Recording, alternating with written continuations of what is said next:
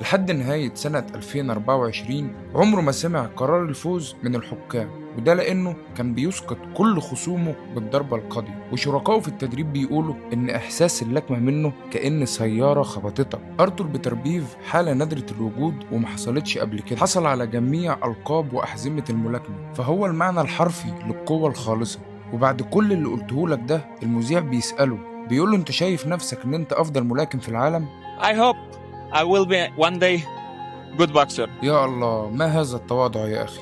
وده مش غريب على أخلاق المسلمين، فأرتور بيتربيف راجل مسلم ومسلم بحق، وعشان كده النهاردة هنسلط الضوء عليه وهاخدك لفة في قصة حياته.